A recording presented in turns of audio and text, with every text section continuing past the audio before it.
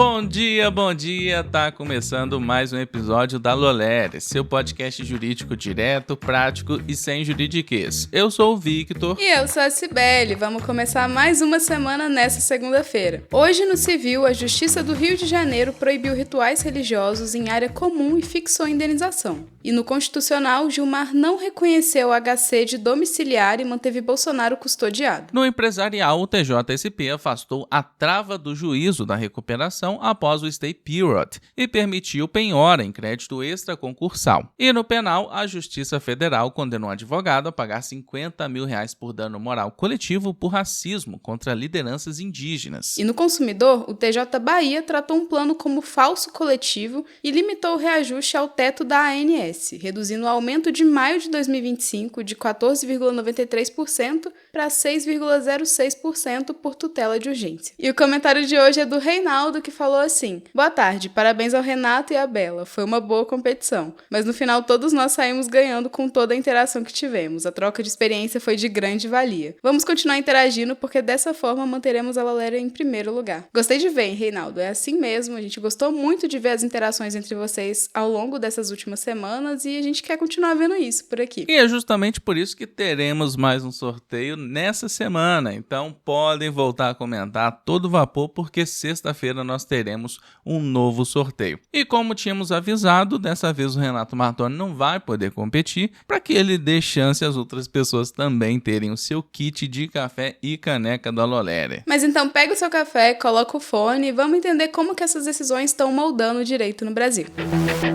E vamos começar com o direito civil. A Justiça do Rio proibiu rituais religiosos em área comum de uma vila residencial e condenou um morador a indenizar uma vizinha. O caso tramitou no 13º Juizado Especial Cível do Meier, com projeto de sentença de juíza leiga e homologação pelo juiz. Segundo o noticiado, a autora disse que os rituais ocorriam na servidão de passagem da vila, com benzeria e exorcismo em tom alto e às vezes pela noite, e que terceiros com vestimentas religiosas apontavam para o imóvel e faziam falas ofensivas ou estigmatizantes. A decisão registrou que a liberdade religiosa é protegida, mas não é ilimitada quando afeta a convivência. No civil, o enquadramento foi de direito de vizinhança. O uso do espaço não deve causar interferência prejudicial ao sossego, à saúde e à segurança. A proibição valeu para rituais na servidão de passagem, corredores e no portão. Foram fixados R$5 mil por dano moral e multa de R$1.000 por descumprimento, com menção a registros audiovisuais com som, data e hora. Também constou que rituais na via pública em frente ao imóvel não foram proibidos, com cautelas como manter o portão fechado e preservar a tranquilidade.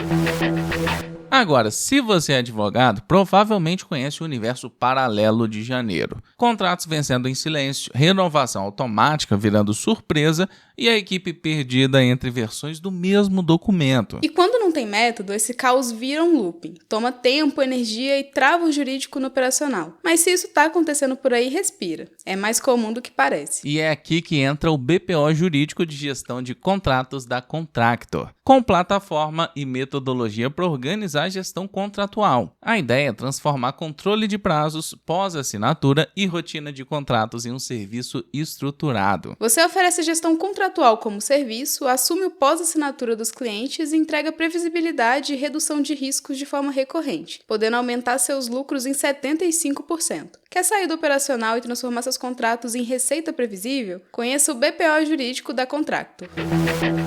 Bom, agora antes de darmos prosseguimento, uma matéria que teve grande repercussão na edição de sexta-feira foi sobre os 72 pedidos de impeachment contra ministros do STF, com Moraes na liderança. Por conta disso, nós trouxemos hoje a doutora Ana Turra para nos explicar um pouco mais sobre. Ela é advogada e professora de Direito Administrativo e Constitucional. O processo de impeachment de um ministro do STF é diferente do procedimento do processo de impeachment presidencial. Quando falamos de impeachment, procedimento contra o presidente da República, nós temos o início na Câmara dos Deputados, como já vimos no Brasil por 2 vezes pós-redemocratização, E o procedimento contra um ministro do Supremo se inicia diretamente no Senado Federal. Essa distinção está fundamentada na Constituição Federal, artigos 51 e 52. No caso do presidente da República, então, nós temos a Câmara dos Deputados tendo que autorizar por 2/3 de seus membros a instauração do procedimento contra o presidente e o vice-presidente da República e ministros de estados. Já quando falamos de impeachment de ministros do STF, nós temos privativamente a competência no Senado Federal. Compete ao Senado processar e julgar os ministros sem a participação da Câmara dos Deputados. Então, nós temos aqui o papel do Senado como representante dos estados para conduzir todo esse procedimento. Imperioso ressaltar ainda que, quando falamos de procedimento de impeachment face a ministros do Supremo Tribunal Federal, temos que prestar atenção ao artigo 39 da Lei 1079 de 1950, onde nós temos as condutas que se enquadram. A gente precisa ter tipicidade, então, alterar decisão da corte já proferida, exercer atividade político-partidária, ser patentemente negligente, desidioso no cumprimento dos deveres e atribuições de seu cargo, proceder de modo incompatível com o decoro, a honra, a dignidade da função. Outra coisa muito importante é que precisamos ter a prova mínima, deve ter indícios mínimos de materialidade e autoria. O presidente do Senado pode arquivar pedidos que sejam genéricos, sem nenhum suporte probatório. Já com relação ao controle judicial face à inércia do legislativo no âmbito da deliberação desse procedimento de impeachment, prevalece sim a regra da separação dos poderes, a regra geral. Não há consenso na doutrina sobre isso, mas eu entendo que em casos excepcionais, em casos em que há provas de má-fé, há provas de influência, é possível sim ter um controle judicial, mas ressaltando que não há um consenso doutrinário sobre isso no Brasil. E vamos voltar com o direito constitucional. Durante o recesso, o STF analisou um habeas corpus que pedia substituir a custódia do ex-presidente Jair Bolsonaro por prisão domiciliar e verificar as condições médicas do local de detenção. Na sexta, 16 de janeiro, Alexandre de Moraes enviou o pedido ao ministro Gilmar Mendes, porque foi apontado como autoridade coatora no próprio HC e se declarou impedido. O habeas corpus foi apresentado pelo advogado Paula Souza Barros de Carvalhosa, que não integra a defesa técnica oficial. No pedido, ele solicitou que o Conselho Federal de Medicina verificasse se a unidade prisional teria condições de garantir atendimento médico contínuo, com equipe multidisciplinar, e também pediu a prisão domiciliar. No mesmo dia, Gilmar Mendes não conheceu do habeas corpus, ou seja, não admitiu o pedido para análise e indeferiu a domiciliar. Com isso, foi mantida a custódia no complexo penitenciário da Papuda, em Brasília. Entre os fundamentos apontados estão a inadequação da via e o fato de o pleito não ter sido apresentado por representante habilitado nos autos. Também foi registrado o entendimento de que não cabe habeas corpus para contestar decisões de ministros ou de órgãos do próprio STF, o que impede o exame do mérito. E no direito empresarial, o TJSP decidiu que depois do fim do stay period, o juízo da recuperação não pode mais travar nem exigir autorização para penhora em execução de crédito extraconcursal. A execução volta a andar no juízo onde ela tramita. No caso, houve penhora de R$ 12.706,91 na conta de uma empresa em recuperação. Em primeiro grau, a penhora foi desfeita e novas constrições ficaram condicionadas ao juízo recuperacional. O credor recorreu dizendo que o crédito era extraconcursal, concessão fiduciária de direitos creditórios, e por isso não estaria sujeito ao plano. A discussão foi justamente o alcance do controle do juiz da recuperação sobre essa execução. A relatoria apontou que a intervenção do juízo da recuperação é limitada, sobretudo durante o stay period e em debates sobre essencialidade. Como o plano foi homologado em 26 de outubro de 2023, o tribunal registrou lapso superior ao prazo legal de 180 dias, afastando a trava dava para impedir a penhora.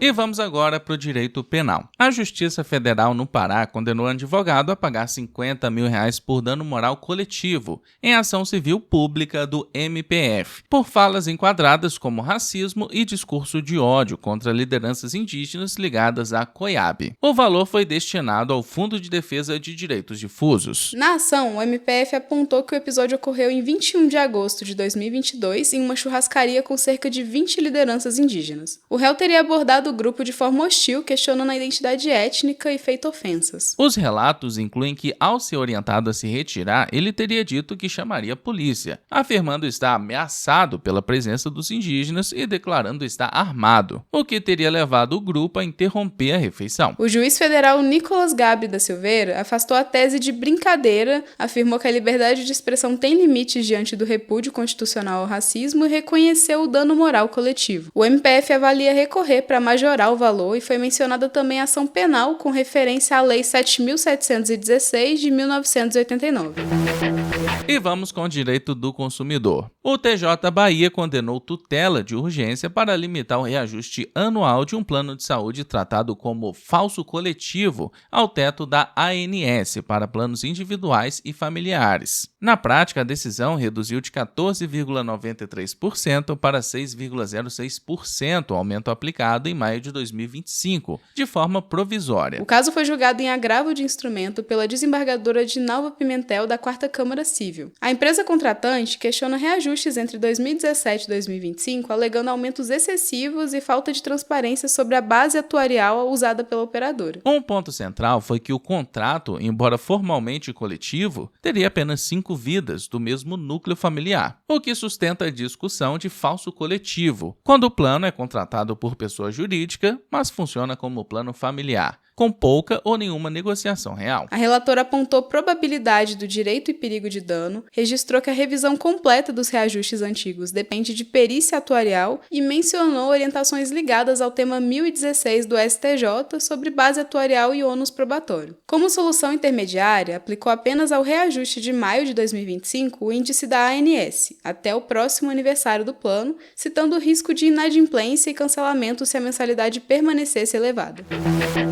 E agora a gente vai fazer um giro pelas principais matérias trabalhistas. A 16ª Vara do Trabalho de Porto Alegre teria condenado a empresa de saúde a indenizar em R$10 mil enfermeira cuja admissão foi interrompida após comunicar gravidez, reconhecendo discriminação pré-contratual e violação à boa-fé com referência ao protocolo do CNJ e à Lei 9.029 de 1995. Estabilidade substitutiva não foi acolhida e há recursos ao TRT-4. A 11ª Câmara do TRT-15 manteve a responsabilidade subsidiária da USP por verbas de vigilante terceirizado, por considerar não comprovada a fiscalização eficaz do contrato, conforme o tema 1118 do STF. O colegiado também majorou o dano moral para R$5 mil, diante de atrasos rescisórios e falta de entrega de guias de FGTS e seguro-desemprego, abrangendo multas dos artigos 467 e 477 da CLT. A segunda turma do TRF1 manteve decisão que determinou a liberação do seguro-desemprego a trabalhador que figurava como dirigente de entidade religiosa por ausência de prova de remuneração. O colegiado afastou a presunção automática de renda própria, exigindo demonstração objetiva à luz da Lei 7.998 de 1990.